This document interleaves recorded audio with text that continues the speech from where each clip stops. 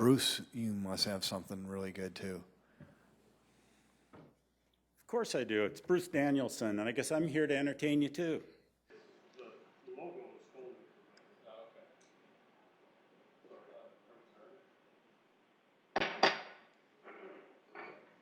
Good afternoon. I call to order the informational meeting of Tuesday, January 12th, 2020. Since we have some remote, we are just going to do a roll call of the City Council to confirm attendance. City Clerk, could you please make the roll call? Council members Brecky? Here. Erickson? Here. Jensen? Here. Kiley? Here. Neitzert? Here. Selberg? Here. Sale? Here. Starr?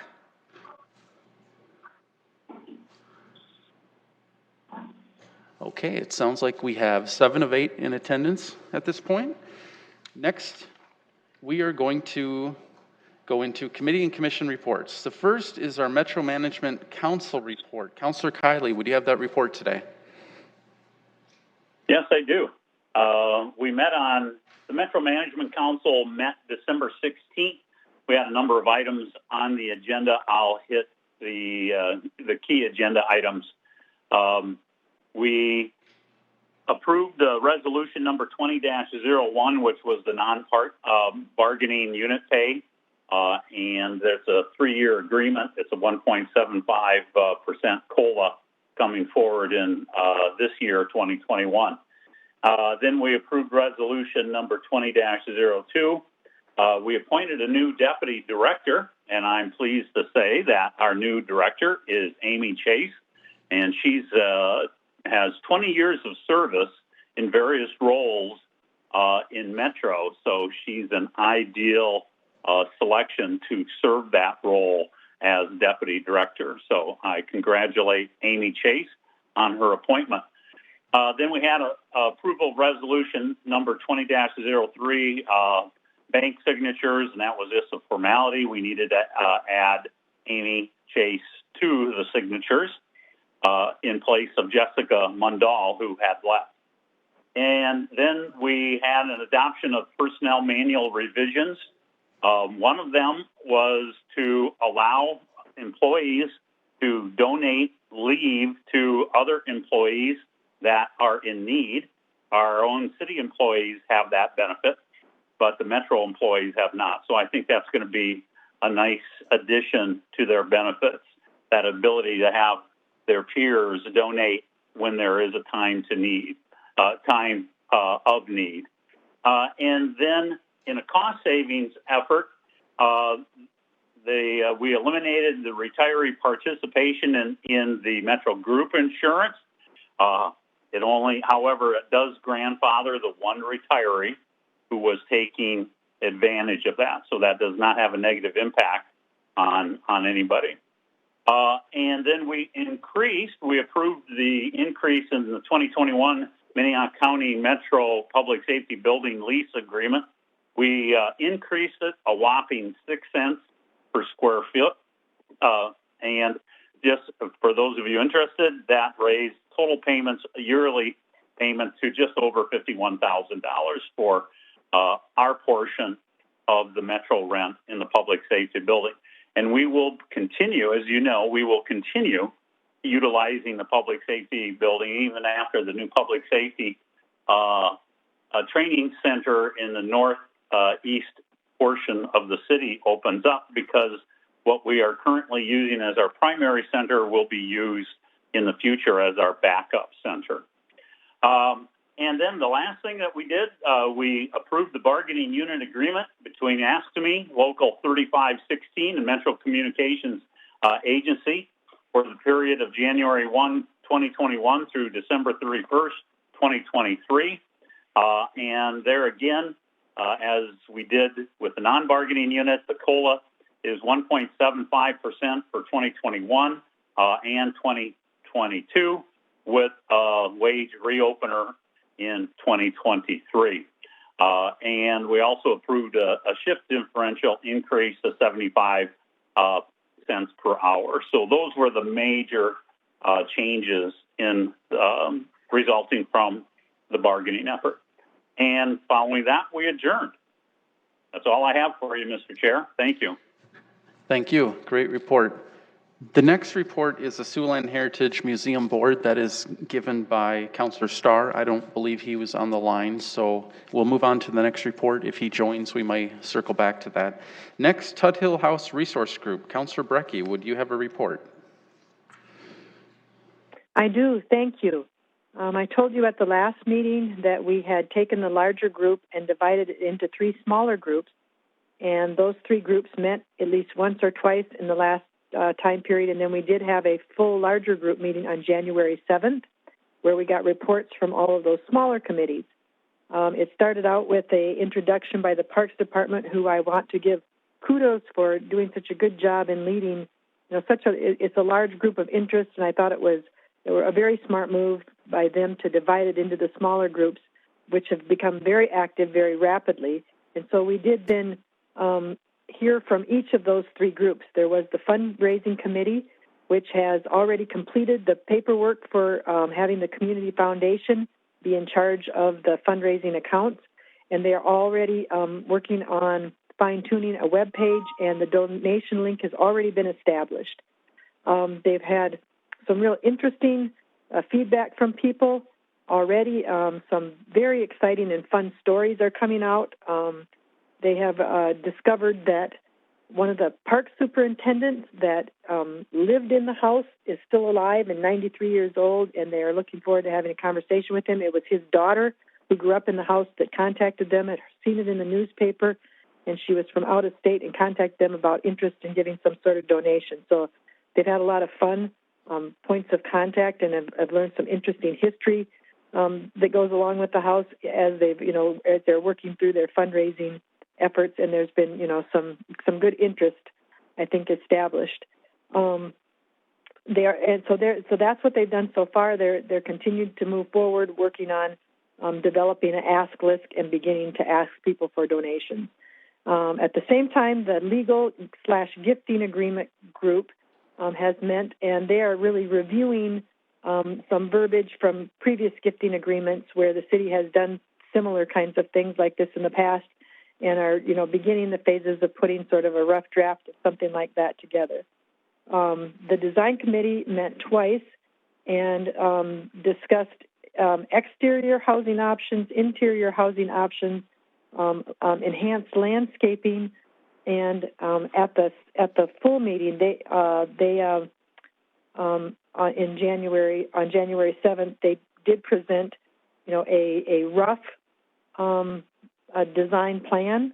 It's not a detailed one, but a rough one that would involve, again, trying to restore the exterior and the interior as historically correct as reasonably possible, but also making accommodations for the fact that it's going to continue to have commercial use, and so it will need some ADA accommodations and some other things that are consistent with that commercial use, but still trying to keep the historical integrity, and with hopes of telling the historical story, using picture boards and things like that. Then there is also a gentleman who has been working on the a landscaping plan for an enhanced landscaping plan to go with the upkeeping of the house, and he also had at the January 7th meeting did present a rough outline with not a lot of details, but just kind of identifying major areas where it would be possible to do, that were unrestricted and that would be possible to do some enhanced landscaping. Also, there was, some 3 large trees went down during the tornado, so there was a need for some enhanced landscaping up there anyway because of some of the losses. So that was kind of exciting to see just even a beginning vision of that.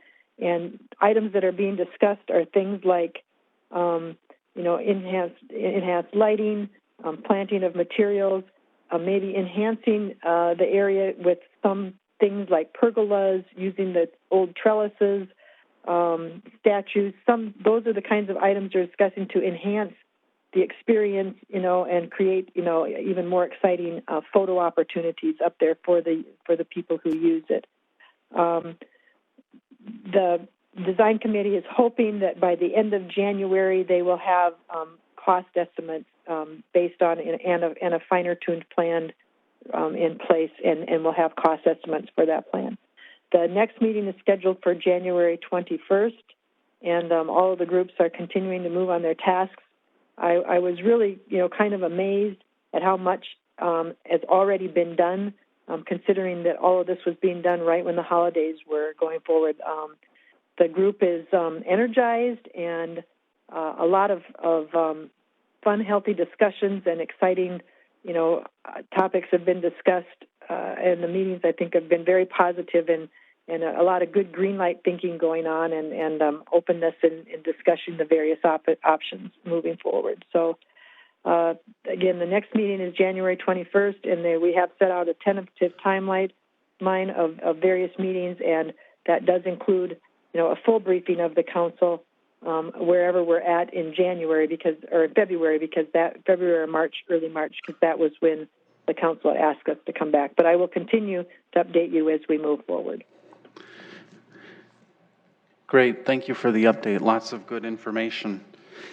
We will now move on to council remarks. Anyone who wants to have any council remarks? Councilor Jensen. Mr. Chair, thank you very much. Wanted to just report that our subcommittee out of the Municipal Band Task Force actually met with the Washington Pavilion today.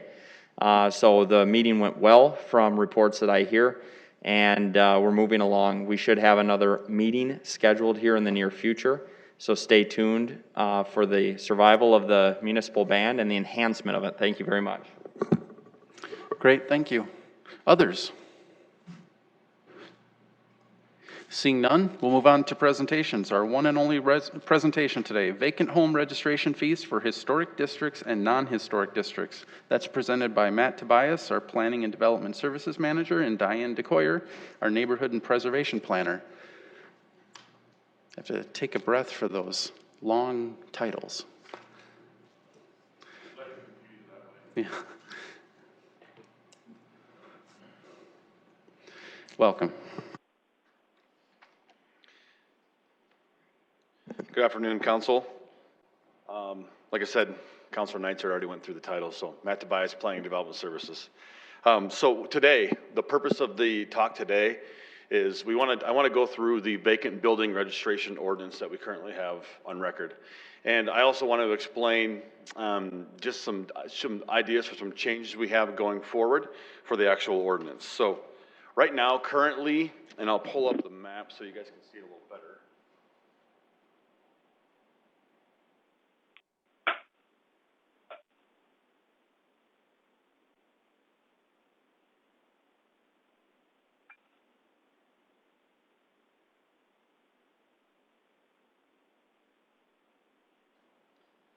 So currently we have about, give or take, 60 properties that are registered with the city currently as vacant properties. Now, you may ask what would constitute a property being registered with the city as a vacant property? What would tip that off is if a property would have any kind of violations associated with the property, and we do find out that the property is indeed vacant. With that, we require the property owner then to pay $200 registration fee on an annual basis. So some of the red dots you're going to see here they do fall in historic districts, which is part of our topic that we're going to talk about today. And it just poses a threat. It just poses a kind of I wouldn't say threat, but a not so nice situation with it being a vacant home in a neighborhood. We get calls all the time on vacant homes. Planning department takes a lot of calls. One of the things that a vacant home attracts a high number of code violations. It attracts criminal activity. They're vulnerable to fires, and they represent a disinvestment in the neighborhood. So it's very common for us to, when there's a vacant home in a neighborhood like that, we'll have property maintenance team will go out and kind of do a little assessment of the house and determine whether or not it needs to be registered as a vacant property or not. But when they're in historic districts, it does pose a whole different challenge. So currently, hang on, we'll go back to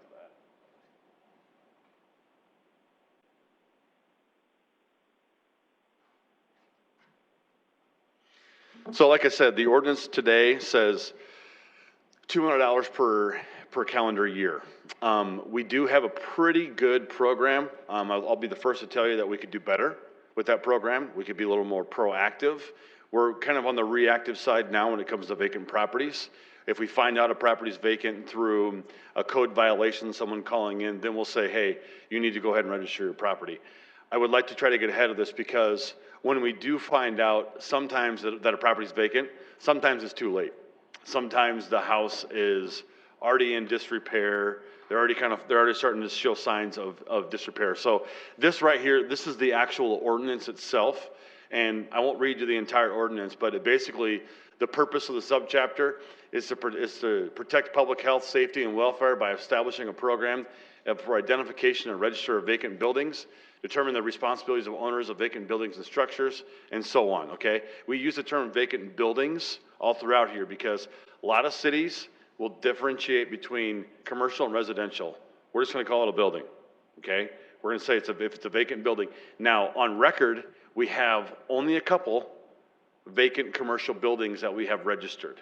We just don't see the problem, and that's a good thing for us, honestly, for our commercial side. We don't see problems associated with commercial buildings just because they're not sitting there for that long period of time. We do, however, we have a thing that I call house hoarders. We have some of them in Sioux Falls. People that own houses choose to own them for whatever reason, and they just want to keep them there, and they don't want to do anything with them. And then the houses, they continue to deteriorate. So we're starting to see a trend. We're starting to see a problem in some of these neighborhoods where these houses actually are. So why am I here today? All right. So we are kicking around the idea in our office about how we can make this program a little more effective and what are some of the ways we could do it. Like I said, currently our ordinance right now, we're $200 per year. Okay. So we get checks just sent to us. Matter of fact, a large majority of our houses that we have registered as vacant properties, vacant buildings, come from banks. A house goes into foreclosure, they read our ordinance, they find out some way that Sioux Falls needs this, boom, send us a check, right? And that house is vacant. So we do have those on record right now, but if you look at item number 2, City of Minneapolis, their vacant building registration, 7,087 per calendar year. Okay? So what Minneapolis wants to do is they want to make it, I'll say, hurt a little bit when you write that check out for a vacant property because they want you to do something with that property and not just let it sit there and deteriorate, okay? City of Omaha, $500 for every 50 days. Okay, that's what Omaha is on record in ordinance. City of Lincoln, Nebraska, which we compare ourselves to a lot, $500 annually, okay? That's an annual registration fee. City of Sioux City, no ordinance on record. City of Rapid City, $50 per calendar year. City of Fargo, North Dakota, they're $500 per calendar year, okay? So you see the difference between our peer cities and our region, but one thing that we're just, like I said, we're trying to get ahead of this thing. We do have a couple scenarios in town that we're seeing these vacant properties that are really kind of having an effect on these neighborhoods. And we're seeing it on the flipping side too. People are buying houses to flip. They go through, they'll tear everything out of it, and then they'll want to sit on it until the market gets better or something like that. It's a vacant house in the neighborhood. So currently, it takes a code violation, right, from the naked eye. And when I say code violation, the way we have our ordinance set up now, if it's a property maintenance violation, if the house is secured by any other than normal means. So if you have a boarded up window, if you have boarded up window, if there's anything property maintenance wise, a hole in the house, something like that. That currently today, that would tip us off and say, okay, you need to register this property as a vacant building. What we would like to do going forward is any time code violation would go down to sidewalk, snow, and vegetation. Because if we're there, we're ahead of it. Because a lot of times that's how things start. You start with the long grass, someone's not taking care of the exterior of the property. That's what starts that process. We go and take care of that. Even though the house is vacant right now, seems like we have to wait for something a little worse to have happen to the house before we would require it to be a vacant building, okay? So we're looking to make some changes within our ordinance, and that's why I'm here today, because I wanted to get some, I'll say it, I'm asking for some feedback, what you guys think. The last one I want to throw out there, the state of Nebraska actually passed LB 256. It's a law that basically allows every city and village, and I love the term village, that's how small some of those towns are in Nebraska, cities and villages to adopt the vacant Property Registration Act. Okay, what that does is it gives these cities and small villages the right to then adopt this and have a fee for vacant residential, $250, and commercial, $1,000. So we've all been through those little small towns, right? In Nebraska, where the little towns, all those little houses are just there, the rundown buildings. We're starting to see this, right? And our housing market plays into this. Our commercial real estate market plays into this. We're seeing it here, but we want to get ahead of it. Okay, so that's why we want to be a little more proactive with our program right now. And I think, honestly, right now, after doing some research, we're proposing possibly $1,000 for all vacant properties within our city limits and $2,000 for all vacant properties in a historic district. Okay, that's what we're proposing right now. And it's not too far off if you look at what some of our peer cities are doing right now.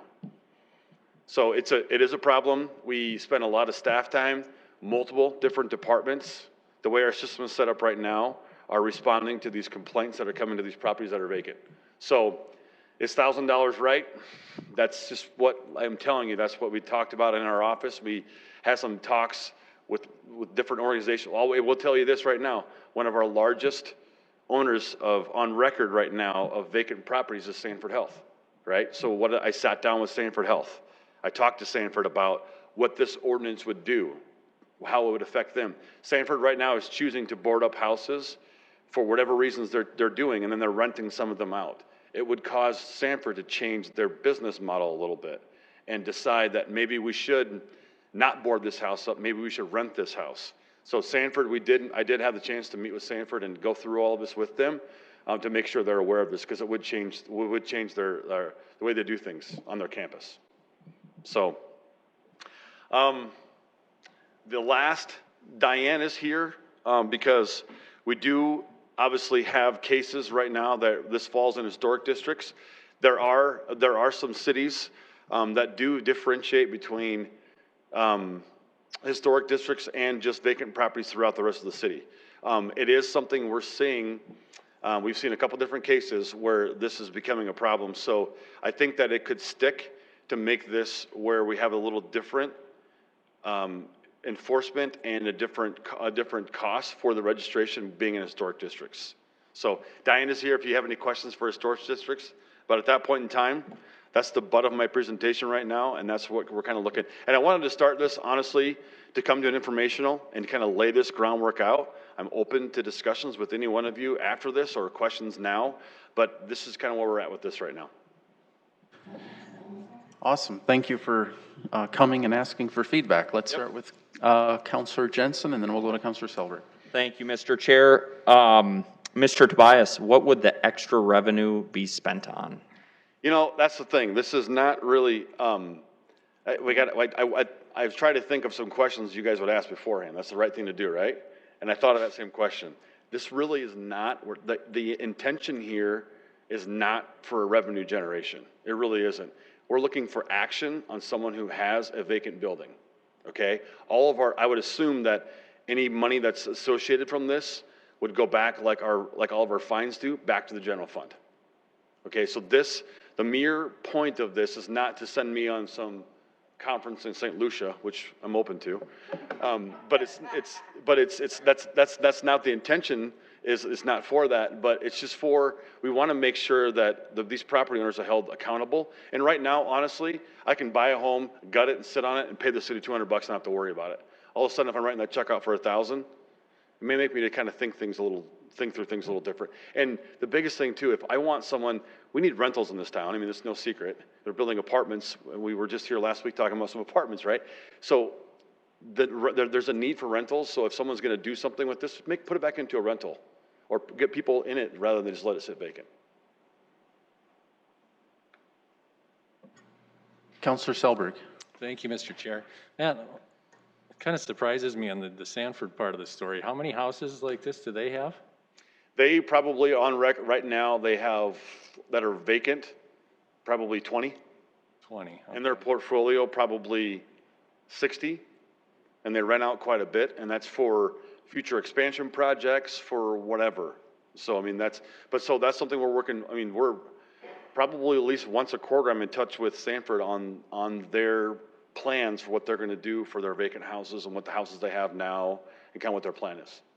What was the 20 or 60? I'm sorry. It's 20 right now that are vacant. Okay. And their portfolio, the houses they own, that they have another company that actually, it's a RMD management, and they'll actually, they're the ones that oversee the renting of all those houses. Sanford owns the houses, but they have a rental management company that actually oversees that part of the business. Okay. And are they open to, when you discuss this with them, what's their feedback? They're open, like you said, they said they would probably have to change their business model a little bit.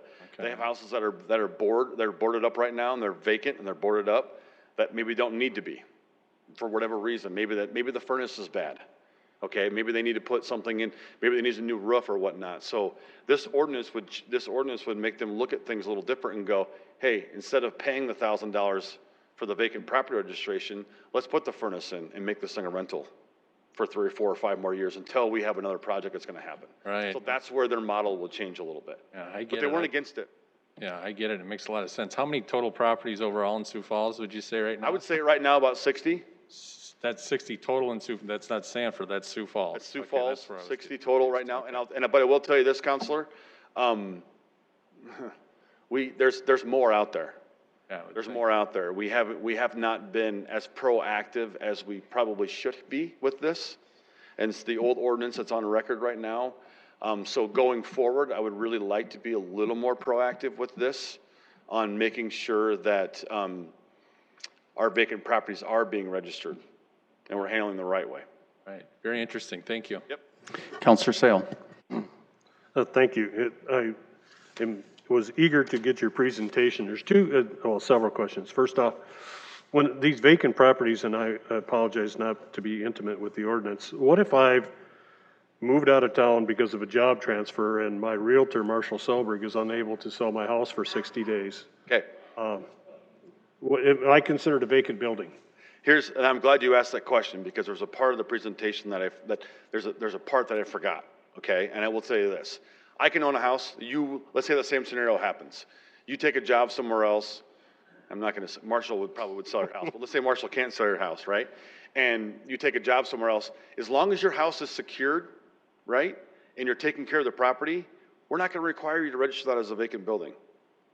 Okay, but until there's a code violation on your property, so if I come to your house and let's say Marshall hired his son or a son-in-law or something like that to maintain the property, and he's not doing it, and I come to your house and I find that you're not taking care of your grass and the property's kind of run down, I'm going to say you need to register your property as a vacant building with the city of Sioux Falls. And then now I'm not going to say that we're going to work with people like we always do. So if Marshall's got a really good story why his son-in-law didn't shovel the driveway that day or whatever reason, and then you're going to be coming back in a couple months, we'll work through those things, okay? But that situation is there. You can inherit your mom's house that's in kind of rough shape, and you want to keep it for whatever reason. As long as you're maintaining the property and there's no code violations, it can stay vacant. Well, I appreciate that because there are a lot of situations, whether people are snowbirds or, Yes. certainly the only reason a Marshall wouldn't be able to sell a house if it was way overpriced. But my second point is, have you given any thought to make this a progressive registration fee? So much for the first 180 days. If it's still a vacant house after 180 days, the price goes up. If it's still 180 days after that, so we're talking a year, let's make it hurt at that point so we can entice people to do something. That's a great idea. It's a great idea. I mean, I like that idea too. So all I will say is that we see the checks come in for the $200 quick without even, $200 is a lot of money, don't get me wrong, but with the checks come in and they just write them and they're like, let's sit on this for a while. So you're right when you say we need to get this to a point where we start seeing it make a difference a little bit. Well, I understand that there are certain issues in being in the historical districts too. There's more regulations with that. But the last thing I want to do is revisit some of the discussions we've had here about vacant buildings and buildings that should be torn down. I would like to see if we could come up with a progressive situation where it could make it a significant difference. But thank you, and I appreciate you looking forward on this. Yeah. Counselor Erickson. Thank you. Okay, Matt, a couple questions, if I can. Who else has this gone in front of? So have you talked to multi-housing or the rental folks, Raise, and also the historic preservation? You know, I started, honestly, to answer that, multi-housing, I did mention it to Denise, and she kind of went, oh, good luck, right, from that standpoint. But I didn't really get, the feedback I got from Denise was, I think we do need it for vacant houses. So not opposed to it, but I have not talked to Raise yet. That's another good one that I should reach out to, for sure. I just know with them in the housing market that, you know, you might have some additional feedback as far as what to do next. Historic preservation, talk to me a little bit about them and their feedback, if they were okay with this, and then also tell me of the 60, how many are in the historic preservation or deemed historic? So we have, and it's the way that things work, right? So we have 4 or so that are in historic districts, and they're like the 4 problem children, okay? And I'll say that. So that's where we need to do something different. And like I said, other different municipalities, mainly on the West Coast, they're really dealing with this. And I've found some little small towns in Iowa that have difference between resident historic districts. So historic preservation, I mean, they're all for it. I mean, Diana's here, she can speak more about it. But they just know that they would like to see something different to protect those homes in those districts too. So this is another reason that someone just couldn't, because what happens, people buy a home in a historic district and they didn't know they were in a historic district. And then all of a sudden it's like, oh wait, I need to do all this work and I can't tear down my house and I can't do what I wanted to do. Then those properties sit. Right. And then it becomes a burden on the district itself, and then also the city. Right, and so going with that, that's why I would say, even getting Raise and the historic district together and somehow like educating people I mean, I have a property that I didn't realize was in the historic district. However, I'm not doing anything to the outside and it's a great property, you know, but it's those ones that sit because they want it to just fall to pieces so they can put in a whatever. Yep. I mean, we're talking about 18th and Dakota. I mean, that's a tough area. And they just continue to sit and fall apart, and then it becomes more expensive. So, I mean, I do understand that something's got to hurt a little bit with it. Do we have any vacant commercial properties that are issues? No, we really don't. Honestly, that's something that. I mean, we have vacant properties, but not none that are an issue that we have on record right now that are an issue. Okay, and so then my other question, let's talk just one hot second about the house that's way in the southern. Yep. I mean, that thing is sat there. Yep. And so, yeah. That one would require, definitely, where we're at with that one, and it changes things when there's litigation on the table and everything else. But right now, and I'll just tell you that I just talked to Ryan Sage the other day, but that's still an ongoing case, and we're still trying to get something done. Where we're at with that is we want the exterior of the house to be finished. Right. Make it look like it's livable. Put a driveway in, put some grass in, and then do whatever you want. But that would qualify. We've had code violations there, so that would definitely qualify for this $1,000. Okay, and so I had one other question about this. Of the 60 properties, how many don't pay?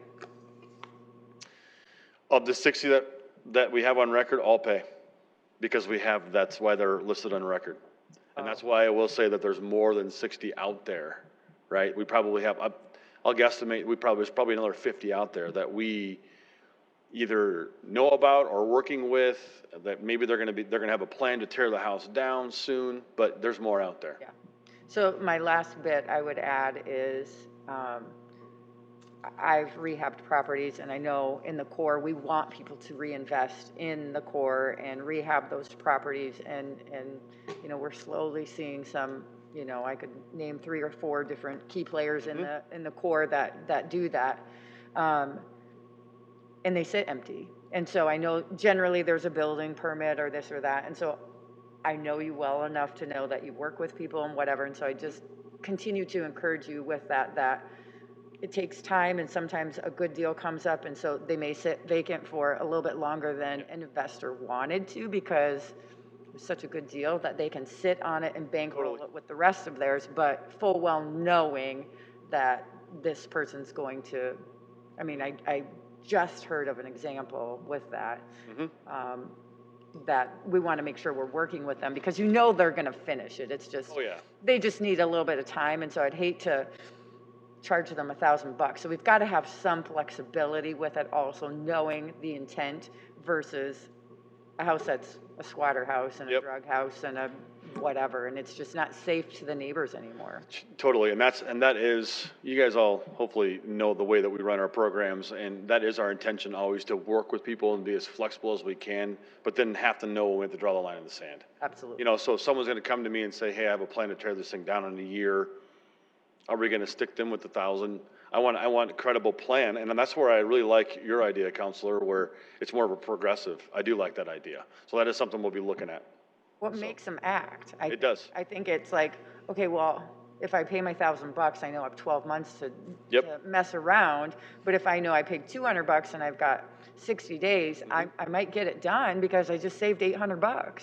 I mean, that's a big deal, but you might get some more action for it, because if the intent is to get that action, that might be a good way to, it complicates it a little bit, just knowing that you have to track it and you don't get to just collect your paycheck, but I think it sparks more action by doing it that way.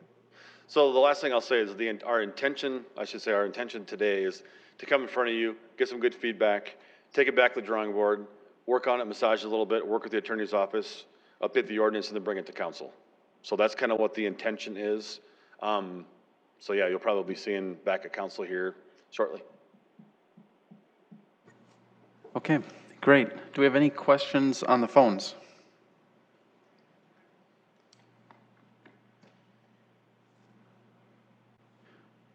Not hearing any. I guess I have a few questions, and I do want to mention for the citizens here, if you wanted to speak to this, we'll welcome that in just a couple minutes at the conclusion. We'd love to have your feedback. So you talked about this a little bit. I didn't see anything in the ordinance about, and this was brought up, I was just thinking of the case of, you know, you market it, and there could be a lot of reasons why something languishes on the market, maybe something somewhat outside of your control. So a case like, okay, it's listed on the MLS. You don't have that codified, but I mean, that would be considered, for example. It's definitely, and that's where the meeting with the Rays would really work to get their feedback too. So we could definitely put something in there as long as you're actively, you know, as long as Councilor Selberg's actively trying to sell the house. I would just maybe suggest, it's something maybe to think about, that maybe there's certain things that would be, you know, exemptions. I mean, you have an exemption section, but it essentially only goes into fire damages, from what I can see. Which that's a whole, yes, exactly. Because with fire, normally we don't, when a house has a fire, we don't even respond to it for like 90 days to let insurance companies even get there. So that would be another exemption as well. I think I didn't quite understand when you originally said it, but as the discussion went on, I think I think I maybe have it now. You made a mention, if there was some sort of property maintenance issue, for example, you go out and a window's broken out and you discover that it's vacant, you would then say, hey, you need to register. But as of right now, for sidewalk, snow, and vegetation, that's not a trigger. So if you're mowing the lawn 6 times, you're not, but you're proposing here, would it be a change in ordinance or just a change in just how you? Probably a change in our policy, honestly. It'd be a policy change. Now, and you made mention of this, there's a difference between somebody who habitually doesn't take care of their property versus somebody who, whatever, maybe the property's been vacant for a little bit, they're trying to sell it or something, and it doesn't get mowed once. So is that it's a bit of a judgment call, a discussion? Honestly, it will be a judgment call, and we'll have to have some pretty good history, and we're not gonna hang someone on $1,000 for one time for being vacant there's gonna have to be more pieces of the puzzle. Sure, and then, I think you maybe covered this, was there a length that was specified of where it's then considered vacant? Was it 90 days? Well, actually, this would be annually, so it'd be yearly. Well, no, what I mean is, how long can it be vacant, how long does it have to be vacant before you consider it, it needs to be registered? 2 weeks, 90 days, It would be 30 days. 30 That's what's in days? the ordinance right now. It's for 30 days with some leeway. Except it's not simply that it's vacant and it's failing to be maintained. Yep. So if you own a vacant property and for whatever reason you're taking care of everything and you're not covered by this. Okay. I think that's all I have. So I guess the only input I would have is just, and I know what your department does in terms of working with people. You're not looking to fine people or make people pay fees unnecessarily, but if there's anything that's a no-brainer, maybe look at if it should be an ordinance, like for example, if it's actively listed on the MLS or if there's something. Although maybe you asked the question, I don't know enough about it, if there's a way in which somebody could quote-unquote game the system if you have the exemption in there and somebody just perpetually just lists something but does nothing to try to sell it. I don't know enough about that. So, think about both sides. The trick really is how do you change negative behaviors? And because we don't want things sitting vacant, but you don't want to penalize somebody who has a very legitimate transient reason. I mean, maybe a parent died or something and they've now inherited the house and maybe both of the siblings can't figure out what to do with it. And there's just some paralysis in the family about whether to sell it or not, and that's not necessarily something that needs to be a $1,000 fee a year, but, so, okay. Once again, I really appreciate, and I'm sure we all really appreciate you coming to get feedback early. That's awesome, so, and getting it from the external parties, so, appreciate it. Thanks for the presentation. Next, we are going to move on to public input. We'd love to have any input on anything we talked about today, which would be our vacant home registration fees. If you just give us your name and 5 minutes. Welcome. I'm Katrina Lair-McKinney. I am the board president of All Saints Neighborhood Association. And I was actually, right before the holidays, I had drafted an email that I sent to Diane DeCoyer that ties into what we just talked about. So she suggested that I come here today and talk to you instead of sending you an email. The 1000 block of South Dakota Avenue has been on our radar now. This is the third winter that we have watched those properties sit there. There's nothing going on. And we are just more than fed up with it. I've had several people in the neighborhood come to me and tell me, hey, I'd like to buy a house on that property, on that block. Do you know what's going on with that? Why is it sitting there like that? And then I have to explain everything that we've gone through to advocate for those properties. And now that block is hung up in litigation with the owner now suing the city because of the historic district ruling, right? But when is enough enough? And I would have to say that we are all for more teeth in the codes that the code enforcement department has at their disposal, because I can tell you right now, it's doing nothing good for our neighborhood and for the city for that block to look the way that it does year after year, month after month. So I'm just here to let you know that our neighborhood is here for you guys. If you want to work with us, if there's anything that we can do to help this process, we are here. We want to see something positive happen with that block of property. We want to see something good for the city happen with that property. And we just don't believe that it's fair. And I am speaking on behalf of the board here. We do not feel that it is fair for our neighborhood, our citizens, to have to deal with this negligent property for now 3 years. So that's what I wanted to mention. If you guys have any questions, Diane has my contact information and she can share it with you, okay? Thank you. Awesome. Thank you, Katrina. George, would you like to speak today? Nice to have you back. Welcome. Thank you, Chair. George Hamilton, All Saints Neighborhood Association. One of the issues that I see is kind of what Katrina spoke to, is that there seems to be a lot of give and take on interpreting what is and what isn't, what should be and what shouldn't. So when you look at things that go on in the city, how businesses and personal property are handled when it comes before the city, there seems to be a clear distinction how some things get handled promptly and some things get dragged on. Now, as you come before the city and we talk about what happened with the Sapienza House in McKinnon Park, from start to finish, it didn't take that long for what we're dealing with in All Saints. And this started out as a legal transaction, purchases of property, going before the city, getting the permits, building a house, to the time when the house was considered out of guidelines with the neighborhood, filing lawsuits, going back and forth, and the judge said, tear it down. And the house disappeared. But we move out into some of these other areas and it just languishes. They go back and forth, because I'm on the president this year of Property Maintenance Board of Appeals for the city. So homeowners come before us when they have complaints and everything and stuff, and we try to give them an avenue to first resolve the problem before it goes to the city attorney's office and stuff.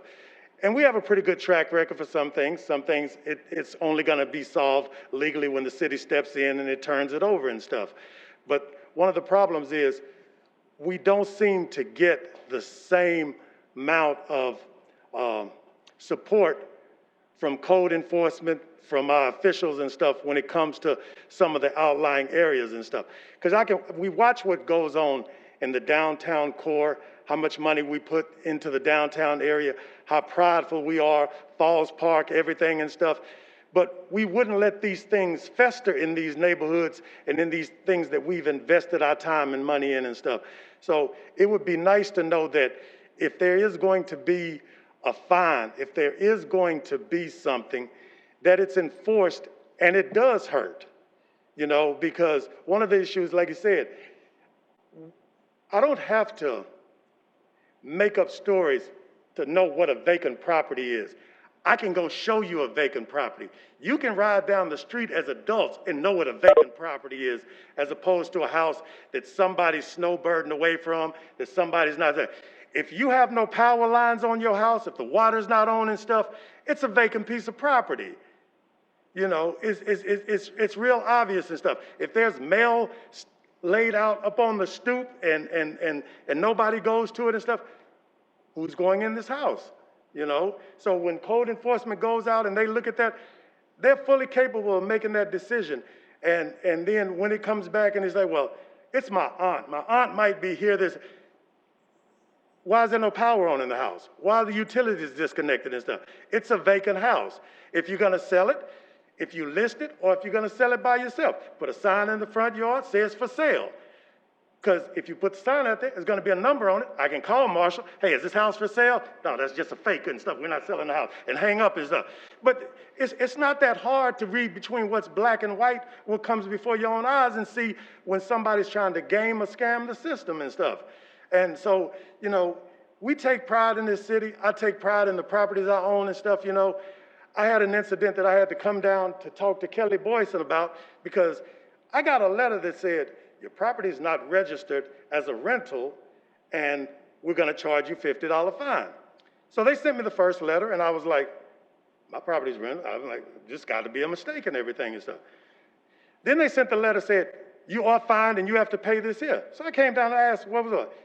They said that the properties were initially listed under Nagel Property Management when we bought them. Nagel is no longer in business. We looked through our records and this was what it was. And we cleared that up because all of the properties had been listed. It's just the stuff had not been updated. They had not transferred to somebody else, anything. But, you know, if you put the guidelines and restrictions in place and people feel that they have to follow them or there are going to be consequences, and you stick to that, you get the result that you want. You don't just let a piece of property sit neglected and do nothing about it. You know, if you're gonna put some bite behind what you're trying to do, pretty soon you don't have to bite anybody, because long enough people, it's like when you see that speed zone sign in your neighborhood that they put up or whatever and stuff, you know, you may act like the first time you see it, most people slow down. When that flash is on there and stuff that you're going too fast and stuff, you know, you slow down, but you very seldom, unless you're just an idiot, you don't just zip by and try to make the thing go faster and stuff, you know, but I just hope that, I have no problem with the proposal as it is, whether it's $1,000, whether it's $5,000 or $7,000 like in Omaha, because once you find enough people and make people understand that it's a serious issue, issues usually seem to resolve themselves real quickly, that we're not going to let this happen. So, thank you. Thank you. Great input today. Any others for public input? Seeing none, I will look for a motion to enter executive session. Councilor Sale. Counselor Neitzer, I make a motion to enter an executive session for the purpose of discussing the qualifications, competence, performance, character, or fitness of any public officer or employee or prospective public officer or employee. The term employee does not include any independent contractor pursuant to SDCL 1-25-21. Second. So we have a motion by Councilor Sale to enter executive session, seconded by Councilor Jensen. Let's have a roll call vote, please. Councilmember Brecky?